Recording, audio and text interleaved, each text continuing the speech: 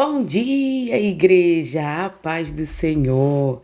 Leitura bíblica de hoje para darmos continuidade à nossa série de devocionais, ou no segundo episódio de Aumentando o Amor pelo Próximo, de acordo com os mandamentos de Cristo. Nos dias de hoje, nós vamos falar sobre o exemplo perfeito do amor em Jesus. Aprender a amar observando a vida de Cristo. Ele é o modelo perfeito. Ele é o perfeito. Nós só copiamos quem Ele é. Neste novo bloco de passagens bíblicas, nos conecta à dimensão mais profunda e exigente da caminhada cristã. A imitação de Cristo através do sacrifício pessoal, de humildade relacional e de entrega voluntária por amor. O amor ágape, o amor sacrificial. Estes textos relatam como o prático desse amor. Ele não é idealizado, ele se manifesta esvaziando-se do próprio orgulho, considerando os outros superiores a si mesmo, caminhando sobre as pegadas de sofrimento de Jesus e estando dispostos a dar a vida pelos irmãos. Cristo não é apenas o nosso Salvador, ele é o nosso modelo, a quem devemos copiar absolutamente tudo da sua conduta e da sua vida, da sua jornada aqui nesse mundo. Jesus foi nosso maior exemplo. Vamos agora estudar versículos bíblicos que nos orientam referente a esse amor que Jesus ele tanto nos deu. Vamos começar com o Evangelho de João. Evangelho de João, capítulo 15, versículos 12 e 13. O meu mandamento é esse: amem-se uns aos outros como eu os amei. Ninguém tem amor maior do que aquele que dá a sua própria vida pelos seus amigos. Já parou para pensar que hoje eu e você somos amigos de Cristo? Ele deu a sua vida por mim e por você. Já parou para pensar nisso? Se não, pare nesse momento e imagine um amigo que dá a sua vida em prol da sua e da minha salvação. Ainda no contexto da última ceia, Jesus aprofunda a metáfora da videira verdadeira, explicando que a evidência de estar permanentemente conectado a Ele é a produção de frutos. E o fruto por excelência é o amor comunitário. Ele repete a ordenança: este é o meu mandamento, que vos ameis uns aos outros. O uso do pronome possessivo, o meu, coloca sua autoridade real por trás dessa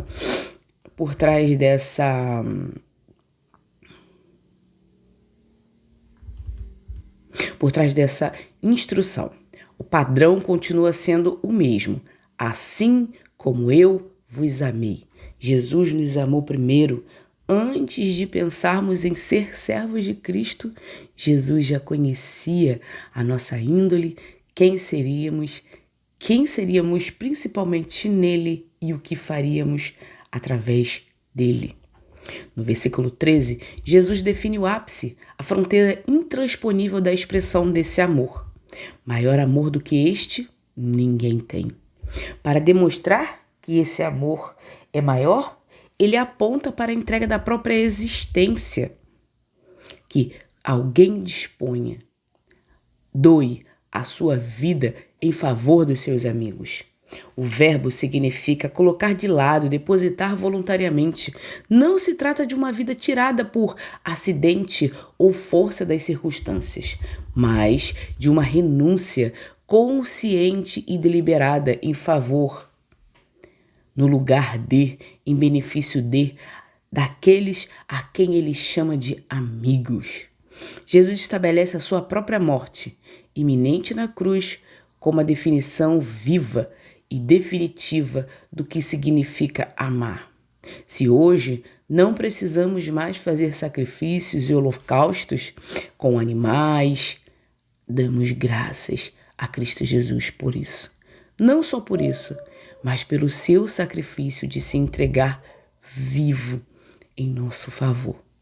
A cruz tem o meu tamanho, tem o seu tamanho. A cruz tem a nossa medida. Mas Jesus levou ela para você e para mim. O capítulo 15 de João traz a famosa alegoria da videira e dos ramos. Jesus se apresenta como a videira verdadeira, o Pai como o agricultor e os discípulos como os ramos. Ele explica que o ramo que não dá fruto é cortado e o que dá fruto é limpo, podado, para que produza ainda mais, enfatizando que sem mim vocês não podem fazer coisa alguma. Versículo 5. E que a permanência em suas palavras garante resposta às orações e glorifica ao Pai. Na segunda metade do capítulo, Jesus muda radicalmente o tom para preparar os discípulos para a realidade hostil que enfrentariam. Ele adverte que o mundo os odiaria e perseguiria, assim como o odiou e o perseguiu. A ele primeiro, pois eles já não pertencem ao mundo. E o capítulo, ele termina com a promessa do envio do conselheiro, o Espírito da Verdade, o Espírito Santo, que procederia do Pai e testemunharia a respeito de Jesus, capacitando também os discípulos a testemunharem. Ou seja, Jesus deixou instruções para tudo para os apóstolos. Deixou tudo ali bem específico e bem especificado, tanto para eles quanto para nós no dia de hoje como servos e discípulos. Aplicação para nossas vidas. Dificilmente seremos chamados a morrer fisicamente em uma cruz por alguém, mas somos chamados diariamente a depor a vida em pequenas porções por nossos irmãos. Dar a vida na rotina do dia a dia significa doar o seu tempo precioso para ouvir alguém que está sofrendo, abrir mão do seu conforto financeiro para suprir a necessidade de um irmão ou gastar sua energia servindo nos bastidores da sua comunidade sem buscar aplausos. A aplicação prática aqui é identificar as pessoas no seu círculo de convivência que esteja passando por um momento de crise e decidir intencionalmente gastar algum recurso seu, tempo, atenção, até mesmo dinheiro, para abençoá-la. O amor verdadeiro sempre custa algo para quem ama. Ou seja, o amor sacrificial, muitas das vezes, a gente cansado vai ajudar um irmão, vai servi-lo, talvez dando uma carona para ele até o hospital, ou dando uma carona para ele até o trabalho, ou dando a nossa atenção para ele poder conversar com a gente, ou aqui gravando o devocional, quase 6 da manhã, são 5h28, fazendo a vontade do Senhor. E é isso, o Senhor ele cuida dos seus, ele ama os seus. E nós, como servos e discípulos, fazemos igual. Sacrificamos nossa carne em prol do reino, em prol de Cristo Jesus. Vamos lá para Filipenses, capítulo 2, versículo 3 ao 5. Nada façam por ambição egoísta ou por vaidade, mas humildemente considerem os outros superiores a si mesmo. Cada um cuide não somente dos seus interesses, mas também dos interesses dos outros. Seja a atitude de vocês a mesma de Cristo Jesus. Paulo escreve aos Filipenses exortando-os à unidade para que a igreja local permaneça firme contra as pressões externas. Ele identifica os 2 maiores vírus que destroem a comunhão de qualquer grupo, seja ele de qualquer grupo humano. Nada façais por espírito de partido, facção, nem por vanglória, vaidade vazia. Eritéia refere-se à ambição egoísta, aquela mentalidade de campanha política que busca criar divisões para autopromoção. Kenodoxia significa literalmente glória vazia, a busca obsessiva por status, reconhecimento humano que não tem valor nenhum. principalmente o valor eterno. O antídoto do apóstolo Paulo contra o orgulho é a humildade de mente. Paulo ordena, considerando uns aos outros superiores a vós mesmos, superiores a nós. Tratar o outro com respeito, com cuidado, dando a ele melhor atendimento do que a nós mesmos. O verbo indica um ato de julgamento mental, consciente, uma decisão matemática da vontade. Escolher deliberadamente enxergar o outro como alguém que merece mais honra e cuidado do que você mesmo, do que eu mesmo. Paulo foi um dos exemplos disso. Deixou muitas coisas para trás, deixou a sua própria formação teológica, bíblica, acadêmica, para aprender de Cristo Jesus e assim ajudar ao próximo, ajudar ao outro. Muitas das vezes Paulo deixava de fazer para ele mesmo para ajudar o próximo. No versículo 4, ele proíbe o individualismo. Os crentes não devem olhar apenas para o que é seu, mas ter os olhos abertos para as necessidades e dores do próximo. O versículo 5 coroa a instrução, estabelecendo a perda mental do universo. Tende em vós aquele mesmo sentimento, atitude mental que houve também em Cristo Jesus. A nossa estrutura de pensamento deve copiar a mente do rei, que se esvaziou por mim e por você. O capítulo 2 de Filipenses contém um dos trechos teológicos mais profundos e belos de todo o Novo Testamento. O hino da humilhação e exaltação de Cristo, o hino cristológico. Paulo inicia explorando pela unidade, humildade e consideração mútua da igreja, exortando os crentes a terem o mesmo sentimento que houve em Cristo Jesus. Ele descreve que Cristo, submetendo-se em forma de Deus, não considerou ser igual a Deus como algo a que se deve apegar-se, mas ele esvaziou-se a si mesmo, assumindo a forma de servo e tornando-se obediente até a morte e morte de cruz. Por isso, Deus o exaltou soberanamente e lhe deu o nome que está acima de todo o nome. Já na metade final,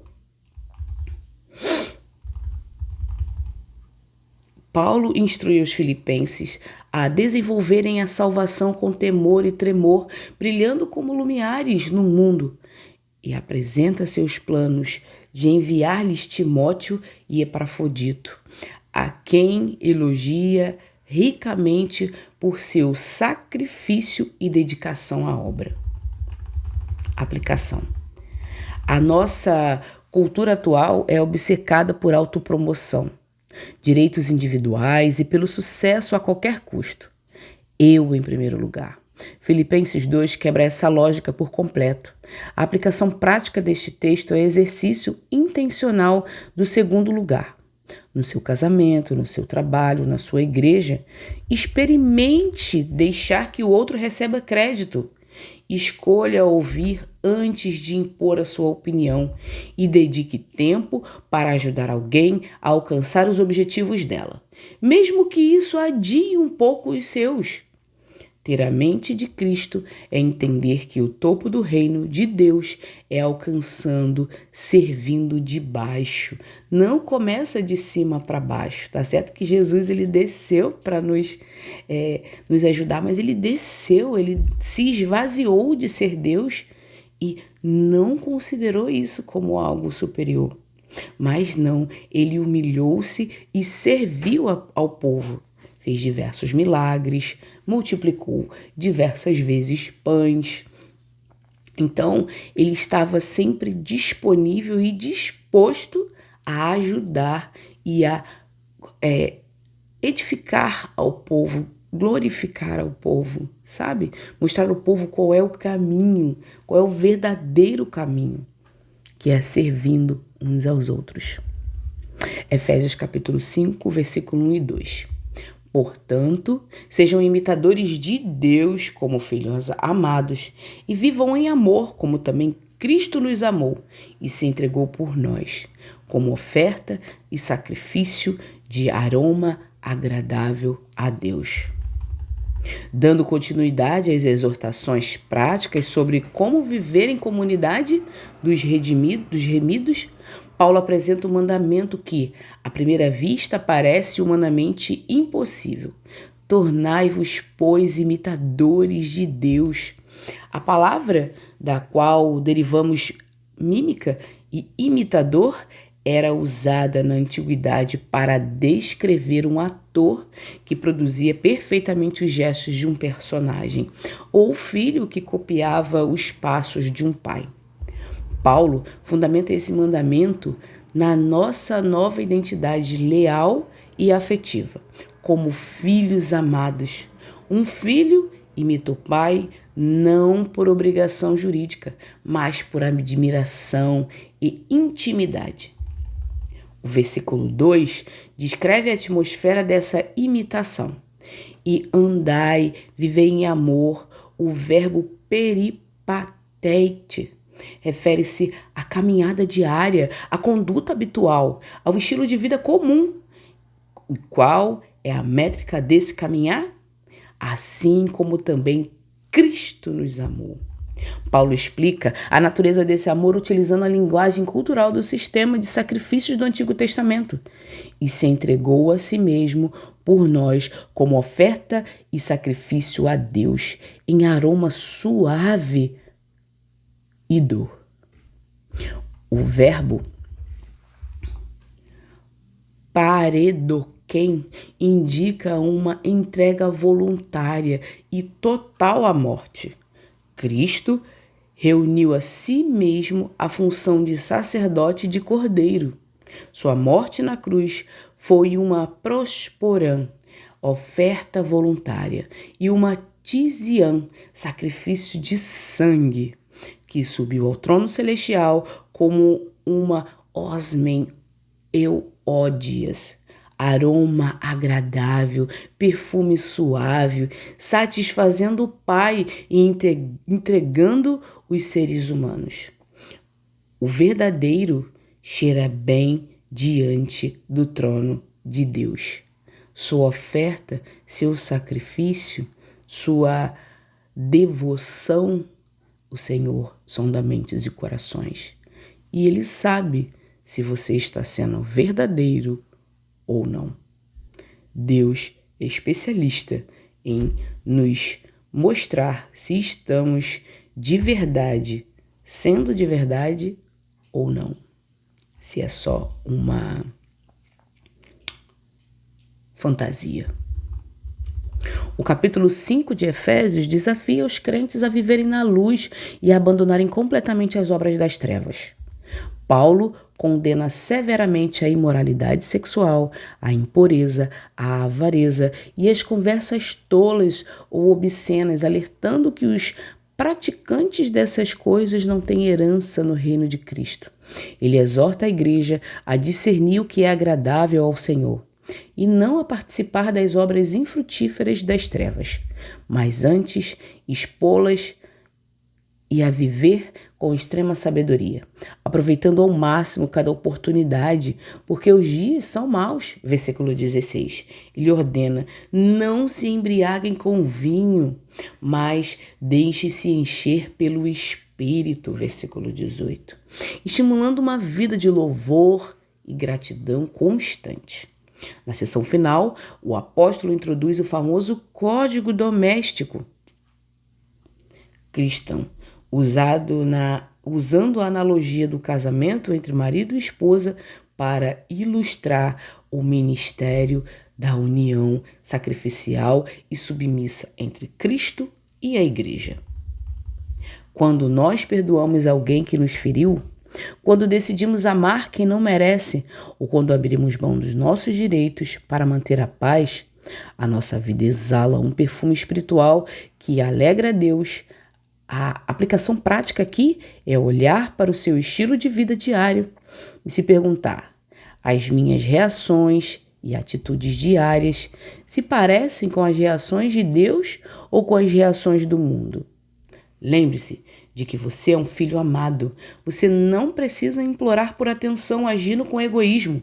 Viva de tal maneira que as pessoas consigam ver os traços do caráter do seu Pai Celestial impressos nas suas decisões cotidianas. Quando você se abdica da fofoca, quando você se abdica do erro, quando você diz não para as facilidades desse mundo, quando você se posiciona para o reino, para fazer a vontade de Deus, as pessoas vêm. E principalmente, como dito no estudo de ontem, quando amamos uns aos outros.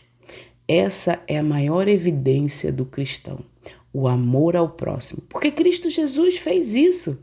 Ele deu a sua vida para que eu e você pudéssemos ter vida eterna. Vamos lá para 1 Pedro? 1 Pedro capítulo 2, versículo é o 21. Para isso vocês foram chamados, pois também Cristo sofreu no lugar de vocês, deixando-lhes exemplo para que sigam as suas pegadas, para que a gente ande como Cristo Jesus. Ele é o nosso modelo, ele é o nosso chão, aonde a gente pisa e se mantém forte. É ele que dá todos os dias a força para o nosso caminhar. Pedro está escrevendo aos cristãos que viviam como estrangeiros e dispersos em meio ao Império Romano, sofrendo perseguições, calúnias, injustiças sociais cruéis, especialmente os escravos convertidos. Ele contextualiza o sofrimento injusto, não como erro de percurso, mas como o próprio cerne da vocação cristã. Pois para isto fostes chamados, porque o sofrimento por fazer o bem faz parte do contrato de discipulado. A base teológica para essa aceitação pacífica da injustiça é a jornada do próprio Messias, porque também Cristo sofreu em vosso lugar. Pedro utiliza suas palavras gregas fascinantes para explicar o papel desse sofrimento de Jesus na nossa vida. A primeira é o hipogramon, exemplo e modelo. No sistema educacional grego, hipogramon era uma folha de papel com as letras do alfabeto escritas de forma perfeita no topo.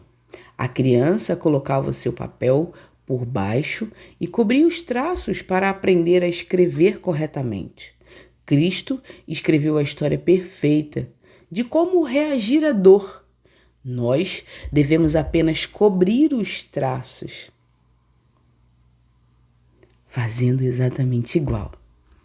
A segunda metáfora é de caminhada, para que sigais as suas pegadas, seus rastros. A palavra Ishinesim refere-se à marca profunda que o pé deixa na areia ou na lama. Caminhar no rastro de Jesus significa colocar os seus pés exatamente onde ele colocou os dele. E onde o pé de Jesus pisou, no caminho da rejeição, da humilhação, do silêncio diante dos acusadores e do perdão aos algozes. O caminho da glória passa obrigatoriamente pelas pegadas do sofrimento. Para vivermos na glória, precisamos passar pelo sofrimento. E é tão surpreendente essa matemática de Jesus, essa trajetória de Jesus, que ele nos mostra como devemos agir, como devemos seguir, como devemos ser, e nos mostra principalmente a como devemos exercitar a nossa caminhada, a aprender com ele. Ele é o modelo. O capítulo 2 de 1 Pedro exorta os crentes a abandonarem toda maldade, engano, hipocrisia, inveja e fofoca, desejando o puro leite espiritual para crescerem na salvação. Pedro utiliza uma rica teologia bíblica para descrever a nova identidade da igreja. Ele apresenta Jesus como a pedra viva, rejeitada pelos homens, mas eleita e preciosa para Deus. E afirma que os crentes são pedras vivas, edificadas como casa espiritual. Ele coroa essa sessão com declarações monumentais.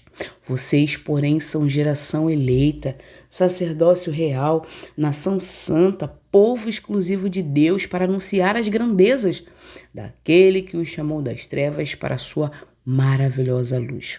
Versículo 9.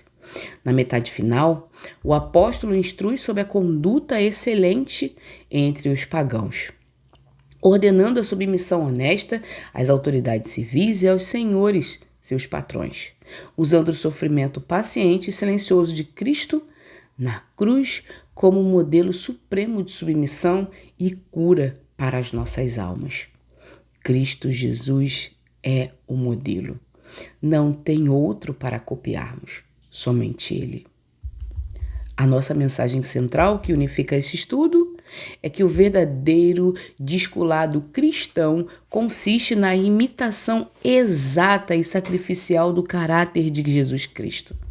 Fomos chamados a amar os irmãos até o limite máximo de depondermos a nossa própria vida por eles. Fomos ordenados a arrancar de coração a vaidade vazia, escolhendo mentalmente considerar os outros superiores a nós mesmos. Fomos convocados a ser mímicos do amor do nosso Pai Celestial na rotina diária, fazendo da nossa vida um sacrifício de aroma agradável, e finalmente fomos advertidos de que a nossa vocação envolve pisar com paciência e submissão nas pegadas de dor deixadas por Jesus, usando a sua reação à injustiça como caligrafia perfeita que deve moldar a nossa própria história, aprendendo e exercitando. Esse nosso bloco de estudos nos confronta de forma direta e quebra qualquer tentativa de vivermos um cristianismo superficial ou focado apenas em bênçãos terrenas. Em João 15, 12 e 13, Jesus eleva o nível de amor a um patamar que a nossa natureza humana, egoísta, jamais conseguiria alcançar sozinho. Ele nos mostra que amar é sinônimo de morrer. Morrer para nós, caprichosos, para o nosso tempo egoísta e para a nossa obsessão em sermos atendidos em primeiro lugar. Primeiro eu, segundo eu, terceiro eu. O amor na comunidade dos santos deve ser visível, palpável e, acima de tudo, doador. Para que esse amor se torne realidade nas nossas relações cotidianas, precisamos aplicar a cirurgia mental, proposta em Filipenses 2, versículo 3 ao 5.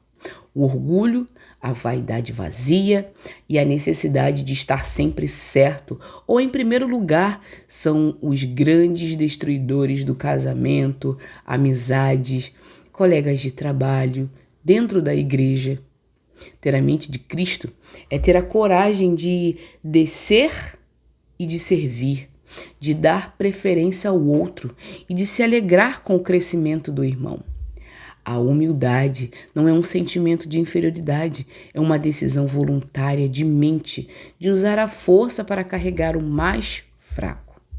Essa postura humilde é o que nos torna finalmente parecidos com o nosso Criador, como lemos em Efésios 5, 1 e 2. Que privilégio, que responsabilidade podemos ser chamados de filhos amados e recebermos a missão de sermos mímicos, imitadores de Deus. Quando o nosso caminhar diário é marcado pela generosidade, pela paciência e pela entrega voluntária, a nossa vida sabe até o trono dos céus como um perfume suave. Ele sobe como um aroma agradável. Nós fomos salvos para espalhar o bom perfume de Cristo nesse mundo tão amargo e necessitado. Por fim, o apóstolo Pedro, em 1 Pedro 2,21, coloca os nossos pés no chão da mesma realidade cristã histórica. O sofrimento, as incompreensões, as calúnias e as injustiças não significam que Deus nos abandonou. Muitas das vezes são um sinal de que estamos exatamente no caminho certo. Jesus nos deixou a caligrafia perfeita na folha de cima. Quando o mundo for injusto com você, não revide com a mesma moeda. Não pague o mal com o mal. Olhe para a folha de Jesus, coloque a sua vida por baixo e copie os traços dele. Siga os passos dele, pise firme nas pegadas do Mestre, sabendo que aqueles que choram e sofrem com ele na sexta-feira da dor, certamente reinarão e se alegrarão com ele no domingo da ressurreição e por toda a eternidade. Jesus não apenas ensinou sobre o amor, ele viveu esse amor em cada atitude. Amém? Vamos orar? Paizinho amado e querido Deus, graças te damos por mais um dia que se chama hoje, Senhor. Muito obrigada, Pai, pelo teu amor, pela tua misericórdia, por tudo que o Senhor representa em nossas vidas. Obrigada, Pai, por ser esse modelo de amor, por nos mostrar qual é o caminho que devemos seguir, por nos mostrar qual é a prática que devemos exercitar. Muito obrigada, meu Pai. Perdoe nossos pecados, perdoe nossas falhas, que possamos, Pai, sublinhar por cima da nossa folha em branco as pegadas que o Senhor deixou para a nossa salvação. Muito obrigada, Senhor. Hoje oramos e já te agradecemos. Em nome de Jesus. Amém.